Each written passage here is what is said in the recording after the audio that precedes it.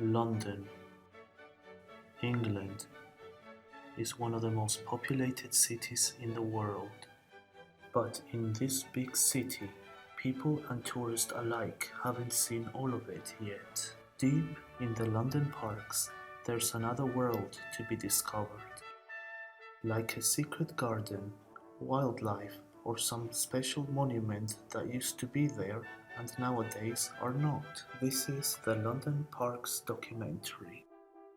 Hyde Park Corner, with Kensington Gardens, is the largest park in central London, with over 350 acres of land. It was used as a hunting ground for King Henry VIII. In the west side of the park is the location to one of the royal palaces, Kensington Palace. This palace was the home of King William III and was also the place that Queen Victoria was born. Also, in this side of the park, there's a 19-year-old oak tree with elves that you might miss. The elfin oak sculpture was designed by Irving Innes in 1930s and is located next to the Diana Princess of Wales Memorial Playground. You can also go and explore the Serpentine, where the Diana Princess of Wales Memorial Fountain is located. Next to it, there's a river that separates Hyde Park from Kensington Gardens. This river is one of London's lost rivers, named the River Westbourne. If you go to the middle of the park, there's a place for people to come and feed the parrots. This green parrot, nobody really knows how they got here. Some say they escaped a film set, others say someone's house. But nevertheless, the green parrots are one of many things to see in Hyde Park Corner and Kensington Gardens. Around the corner from there is the Peter Pan statue. This statue was commissioned by Sir John Thornton for the Peter Pan author J.M. Barrie. The statue of Peter Pan has been here since 1912 and is one of the statues people might miss when they come to visit the park. Further down in the south side of the park is the site where the Great Exhibition once was. The Great Exhibition was designed by Henry Cole with help from Queen Victoria's husband, Prince Albert. The Great Exhibition stood here from June 1854 until its destruction by fire in November 1936. Most of the artifacts were saved and are now at the Victoria and Albert Museum. But this is all that remains, an open space and a plaque telling people what stood here. Staying in central London, we go to a park where lots of animals live, and that is Regent's Park. In the Middle Ages, Regent's Park was part of the Manor of Theban and also was a hunting ground for King Henry VIII. Then was owned by Prince Regent, and the name stood today since the 19th century. In the park, there is a memorial plaque of a bombing that happened here and in Hyde Park Corner on the 20th of July 1982. It killed 11 military personnel. On a positive note, this park also has beautiful gardens for people to come and see. From a nice waterfall to a quiet balcony on top of it, so people can come and sit down and relax. Regent's Park is also the home of London Zoo. The zoo is the oldest in the world and has over 673 species of animals, with 9,289 individuals. There are also many gardens for people to come and see. One of them is Queen Mary's Garden, designed by John Ney and ordered by King George V for his wife, Queen Mary Tuck. The garden consists of 12 million roses of all different colors and 4.45 kilometers, making it the longest garden with roses in London.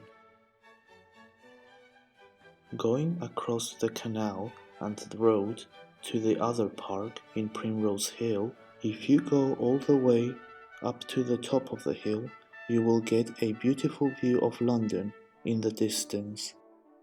There is plenty of other stuff for people to come and see in the London parks.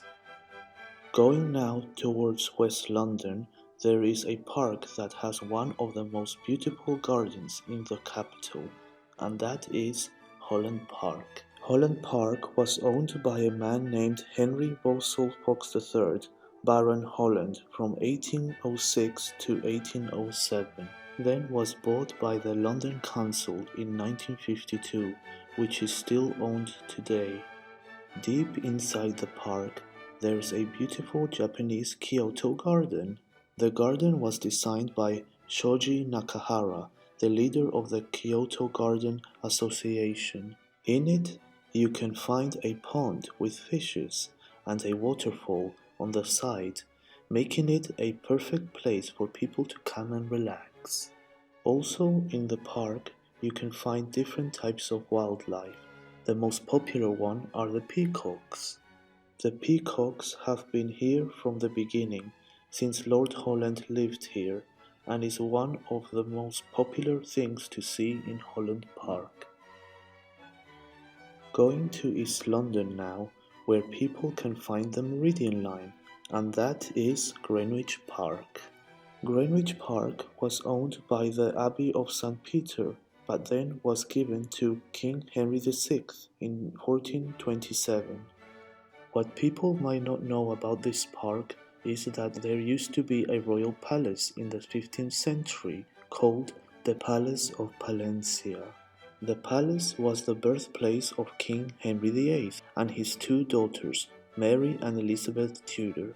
In the last years, King Charles II decided to demolish the palace and build a hospital in 1660. Also in the park is the home of the Royal Observatory, which is located at the top of the hill. The observatory was commissioned in 1675 by King Charles II and has been here since then. Located in East London, this observatory played a major role in the history of astronomy and navigation. The Prime Meridian Line passes through here, and people can come and stand on it, so they can say that they are standing in the middle of the world. What people might not know is that this place is the home of time. That's where the initials of GMT comes from, giving its name of Greenwich Mean Time. Also, there is a great view of London from up here. Going down towards the entrance of the park, there is the National Maritime Museum. The museum was opened to the public on the 27th of April 1937 by King George VI. Other things that people might miss is the different types of trees. One of them is the Queen Elizabeth oak tree. This tree was seated in the 12th century. The tree founded part of the grounds of the Palace of Palencia. The tree is named after Elizabeth I, King Henry VIII's daughter. Going down to South London now, where there is a place that reindeers live, and that is Richmond Park. Richmond Park was created by Charles I in the 17th century as a deer park. It was opened to the public in May 1758. The deers in the park are one of the main attractions in Richmond Park, and they have been here since the park was opened. But there are other things for people to come and see here. One of them is the beautiful garden called the Isabella Plantation. The Isabella Plantation was established in the early 19th century by Lord Sidmouth, who was Deputy Ranger of Richmond Park. This garden was made to keep the park's deer out. After World War II, it was transformed into a woodlands garden. The garden was opened to the public in 1953. In another side of the park, if you go up to King Henry Hill, you will see a telescope where they can see St. Paul's Cathedral from a distance. This is because there are 13 protective views in London, which planning laws don't let builders to build in front of certain landmarks. In this case, St. Paul's Cathedral can be seen with this telescope. In other parks you can also see St. Paul's from a distance. They are Primrose Hill, Greenwich Park, and the next park which we are visiting last, Hampstead Heath. Hampstead Heath is a park in North London and covers 719 acres of land, and it has one of the highest points in London. The park exists today thanks to a long hard battle that was fought through the 80s to protect one of the last remaining lands of London.